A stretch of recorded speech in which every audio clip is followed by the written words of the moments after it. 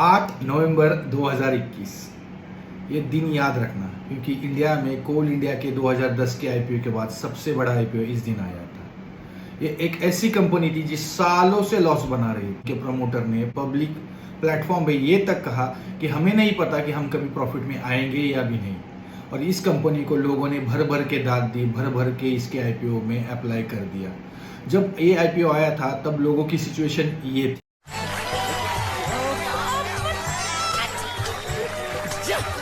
और आज जब ये आईपीओ की प्राइस इतने नीचे है तो लोग इस तरीके से रिएक्ट कर रहे हैं।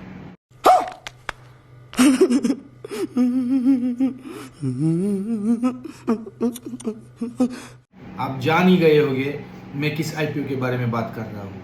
हाँ, मैं पेटीएम के आईपीओ के बारे में बात कर रहा हूँ। ऐसा क्या होता है कि आईपीओ, जितने भी बड़े आईपीओ आए हैं उनकी हालत इस तरीके से हो जाती है। ये वीडियो अंत तक जरूर देखिए क्योंकि आपको बहुत कुछ सीखने को मिलेगा।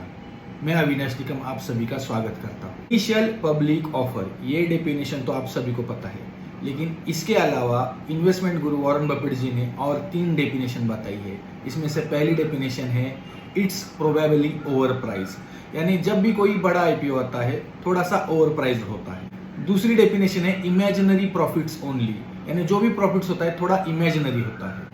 और तीसरी डेफिनेशन है इनसाइडर प्राइवेट अपॉर्चुनिटी, यानी जो भी कोई इनसाइडर है, जो भी कोई मैनेजमेंट टीम्स है, जो भी कोई एम्प्लॉय है, उनको कंपनी के अंदर की बातें बाता रहती है, तो वो आईपीओ के टाइम पे उसका बेनिफिट उठा सकते हैं।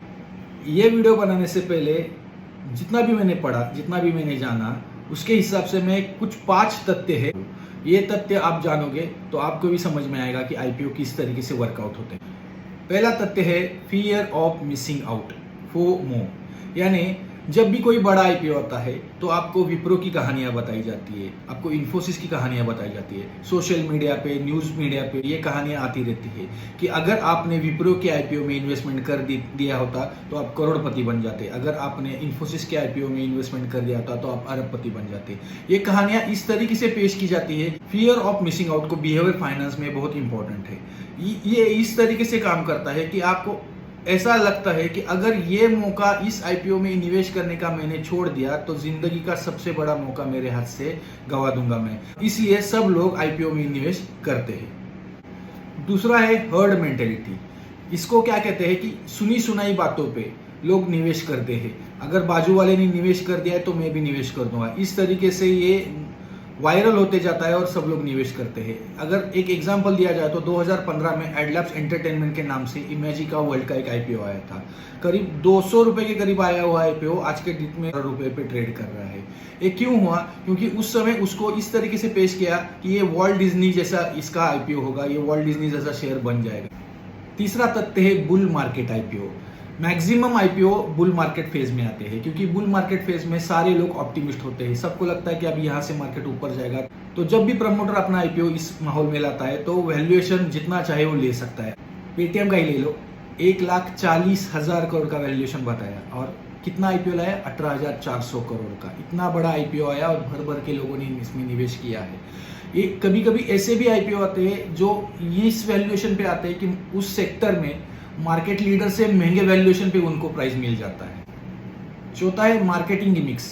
मार्केटिंग गिमिक्स क्या होते हैं कि जब भी कोई आईपीओ आता है तो सोशल मीडिया पे, यूट्यूब चैनल पे, टेलीग्राम चैनल्स पे, व्हाट्सएप पे ऐसे मैसेजेस वायरल होते हैं, ऐसे वीडियो आते हैं कि ये जो आईपीओ है ये आपके जिंदगी का सबसे बड़ा आईपीओ होगा, ये अभी तक का सबसे बड़ा आईपीओ क्यों है, इसके फंडामेंटल कितने अच्छे हैं। इतने भी आईपीओ के टाइम पे ये जो एडवर्टाइज आते हैं, ऑलमोस्ट 90% एडवर्टाइज इसमें से पेड होते हैं। पांचवा है टेक्निकल एनालिसिस।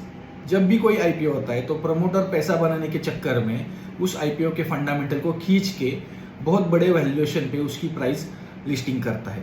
इसको देखने का दूसरा तरीका है, परखने का दूसरा तरीका है टेक्निकल एनालिसिस, और इसमें हम वो कर नहीं सकते, तो ये बहुत बड़ी दिक्कत इसमें है। ये 5 ऐसे तथ्य हैं जो आपको हमेशा देखने चाहिए कोई भी आईपीओ में निवेश करने के पहले।